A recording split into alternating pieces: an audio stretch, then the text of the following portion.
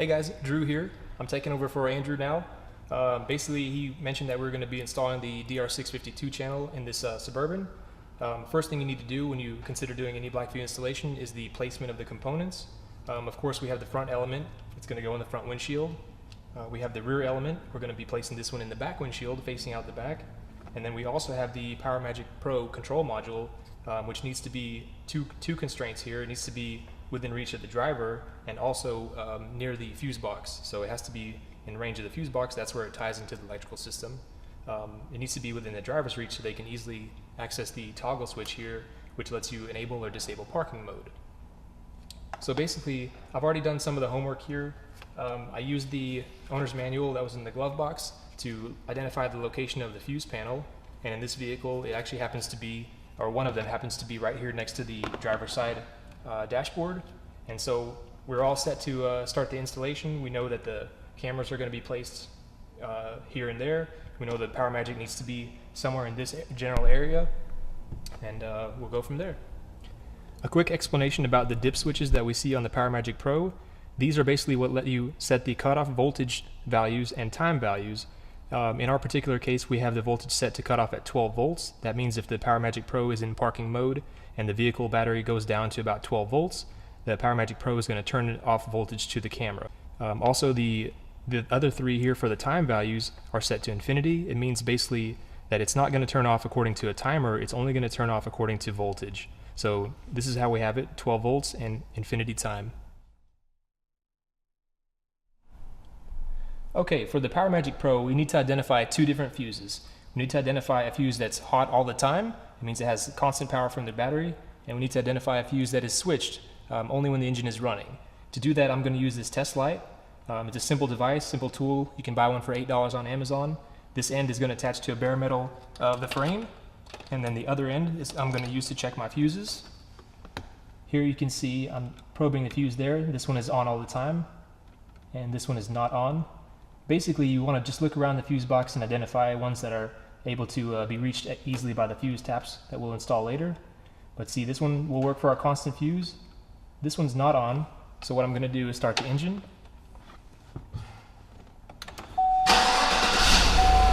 And I see that this one is now on. Turn the engine off,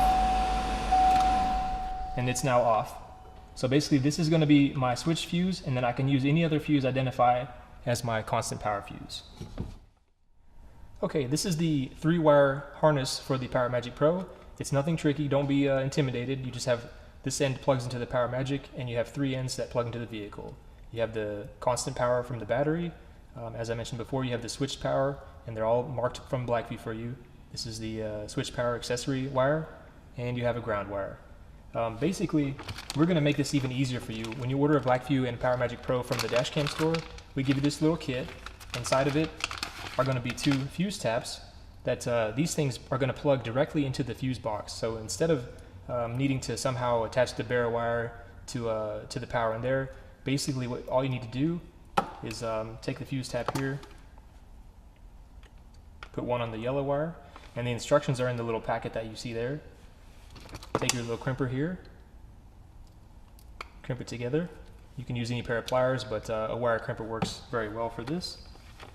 On the red wires, same thing. I like to bend them over to give it a little bit more surface area there. Put the fuse tap on. And crimp it down. Okay, so now our wire harness has 2 fuse taps attached. We do include the fuses. This is basically an add-a-circuit design. What it is you remove an existing fuse there, and you'll put that into the empty slot that's on the fuse here, and then you'll plug the fuse tap into the empty hole that you just created. Okay, now actually plugging the fuse tap into the fuse box, you can see here I have the constant power fuse tap. Basically identified this fuse here was going to be the constant power fuse. I'm going to use my pliers here, or you can use the included fuse puller that comes in the fuse box. But basically I'm just going to yank this little fuse out and put it directly into the fuse tap, as I mentioned before, like that. Okay, now you can see I have the fuse that I just took out of the fuse box in the empty slot that was on the fuse tap, along with our provided fuse there. And now you just take the fuse tap and just plug it right into the slot, like so. Make sure it's seated fully. And now you can see you have added a circuit basically to the fuse box. Without cutting any wires, without splicing any wires. This could easily be reversed if you wanted to take the Blackvue system out of your car. This is not going to void your manufacturer's warranty.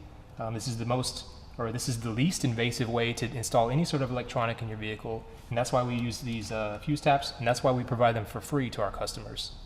Next thing I'll do is do the same thing with the switch fuse and the red wire from the PowerMagic Pro wire harness. Okay, really quickly, we'll just go ahead and finish up with the second fuse tap here. I'll go ahead and take out the fuse that I identified earlier as being a switched fuse. Go ahead and put it into the tap slot there. Make sure it's nice and flush. And then I'm going to go ahead and plug it in. It doesn't matter the orientation.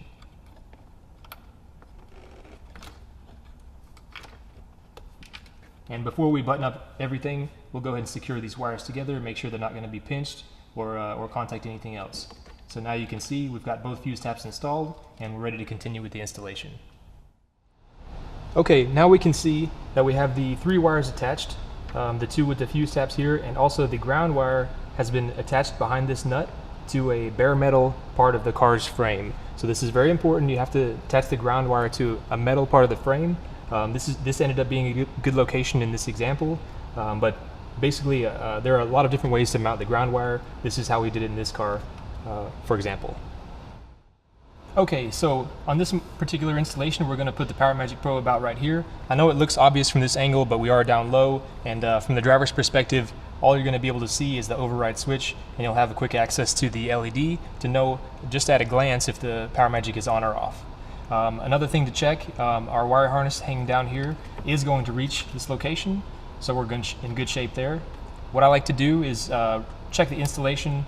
If we did it properly, we should have a light come on here when we switch this to on, and we do, so I know that we did everything correctly as far as the wiring is concerned. And I'll turn that back off and take this out, and we'll go ahead and mount the sticky pad here.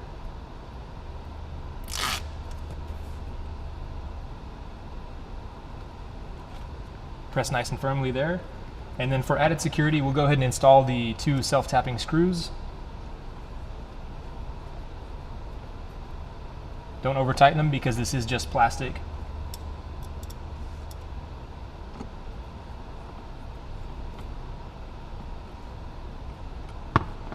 And then of course we're going to secure all this wiring once we're done bringing the cables down from the camera, but you can see now it's going to plug in nicely there, and we can go ahead and move on. Okay, for the front camera placement, don't take the sticky pad off yet, but you want to make sure that you're basically centered in the windshield. Of course, you can put it on the left or right side. Some people choose to have it a little bit higher up, but we do recommend putting it right in the middle. That way the angle is perfectly centered in the vehicle. You get an equal coverage to both sides. I've already used some high quality glass cleaner and let the surface dry. You don't want to touch that after you've cleaned it. And basically all you need to do, peel off your 3M adhesive pad here. Now be very careful about mounting it dead center, like so, and then push nice and firmly, hold it for a few seconds, and then that is mounted. And of course you can change the viewing angle to make sure it's pointed dead ahead by just simply rotating the body, but that should be good to go for now. And the next step is to run the power cable from the front camera over and around to the PowerMagic Pro. Now I've got the power wire, that's the first cable that we're going to install. I've got the zip tie removed, and I'm taking the end here. And this is going to be plugged into the DC in, DC voltage. You don't want to put this into the gold coaxial connector here because that will cause damage to the unit. So basically, do not put it into the gold coaxial unit. You only want to put it into the DC in plug right there. And you see it fits perfectly there. And the next thing we're going to do is run this cable up and around over to the PowerMagic Pro.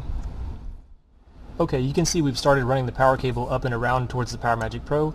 Don't worry about this being loose. We're going to use some security clips and secure all that down later. But for now, we basically need to tuck this into the top of the headliner. And there's a little gap in there. It lets you just tuck it in like so.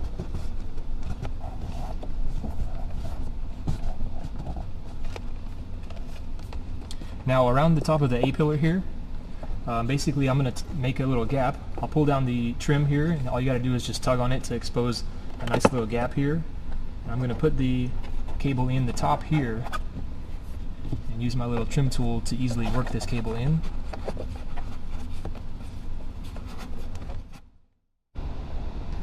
Okay, you can see now we've worked the cable around the top of the A-pillar here. We just have a little bit more to go. You can just give it a simple little tug. And now, basically, it's not going to interfere with the airbag or anything. The cable is just running along the top here. And since we have exposed this nice little gap in the A-pillar here, we can just tuck the cable safely into this gap. It's behind the airbag. It won't interfere with anything. You can just simply tuck the rubber back in after the cable. And this is going to let us go all the way down to the fuse box where we need to go.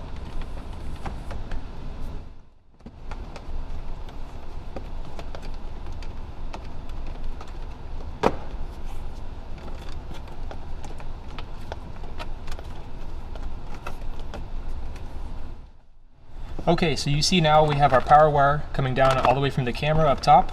We have the female socket from the PowerMagic Pro.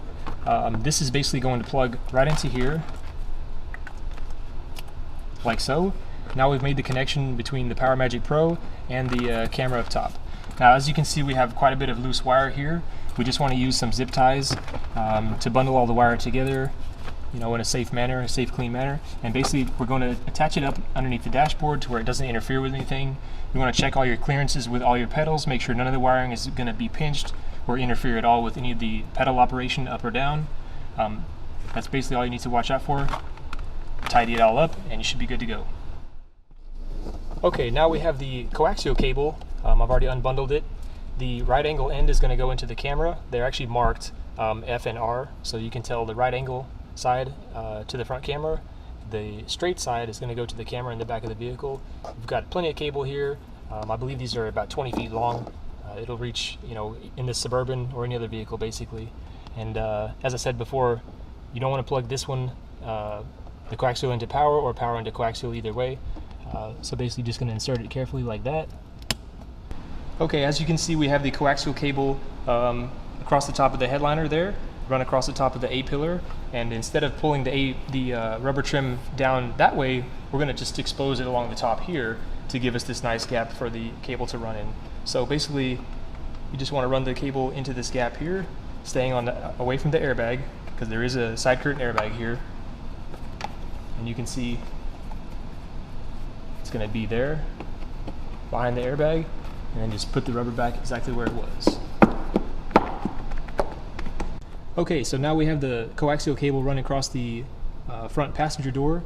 Now getting across the B pillar is very simple. You just give this guy a little tug, start tucking it down there, and look at that, how it just disappears behind the top of the B pillar there. And then we'll expose the rubber trim gap on this side as well, and keep going back to the back. Okay, so we're here at the back of the vehicle, and we're going to install the rear camera, or the remote camera facing out of the back glass. You just want to basically have it centered and be mindful of the fact that this camera, you need to orient it correctly. So make sure that whenever the glass is, or when the tailgate is folded down, the word is readable, because that means that the picture will be viewable on your camera. It won't need to be flipped. So basically, it needs to be this way when looking at it from the other side. We'll go ahead and center it and put it on now. I've already cleaned the glass with some ammonia-free glass cleaner. Okay, we'll go ahead and attach the camera to the glass. You probably want to avoid trying to put the adhesive directly on any of these heating elements, but the good thing is that it will fit conveniently in between the spaces, and we're going to pick the highest space here, make sure that it's straight, and press it firmly on. Now the camera needs to be pointed out the glass, so we'll just rotate it like that. Another good thing is if you want to record something inside the vehicle, you can rotate it around and it'll be facing inside the Suburban if you want to valet your car or something like that. But for now, we're going to leave it facing out the back. Okay, because we're passing through an external conduit here from the inside of the vehicle to the tailgate through this rubber grommet, I'm going to show you a trick to get the coaxial cable from the inside here through this grommet and then basically to the camera here. So what we've done is I've stuck through a couple of zip ties. I know it's going to be a little bit hard to see here, but I have some zip ties that have gone in and then are wrapped around the coaxial cable, and then I have both pieces sticking out this side here. Now basically I got both of the zip ties here, and if I pull them back out, being very gently, gentle to not damage any of the cables, you can see the coaxial cable is being pulled through here. So I can get rid of the zip ties and just gently pull the cable through, and there you have, that's how you pass it through this conduit here. We're going to send it up through here, and the very last step is going to be to plug it in here, but I'm going to secure all this cabling first, and then make sure that you put all these connections back, and then we'll be good to go. Okay, now you can see that we have this trim piece put back together. The coaxial cable is already plugged into the rear camera here. You can see it's going into the, it's being secured here, so there won't be any points that it's rubbing on or anything like that. The cable runs down. This is the conduit I was referring to earlier. It's all back put together, and you can see how this is actually, this would be considered outside of the vehicle. This is an external part because when the door shuts, this weather stripping makes a seal here. So this needs to be kept intact, and that's how we get the cable over here from the inside of the vehicle.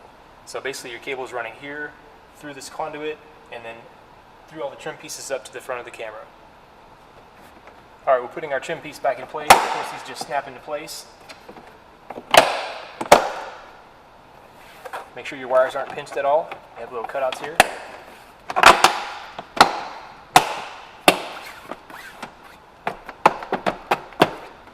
Alright.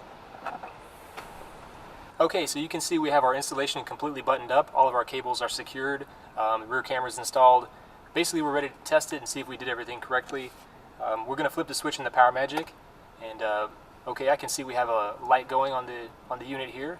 We'll just allow the Blackvue to boot up. It does take a few seconds to turn on. And when we have the record light blinking, that means that recording is taking place. Of course, this does happen automatically anytime the power is applied to the unit. What we just did by enabling the Power Magic switch was essentially the same as if we had started the engine, but we're not doing that because this way it's a little bit more quiet. Blackvue for your safe driving. Starting normal recording. So you just heard two of the normal voice alerts.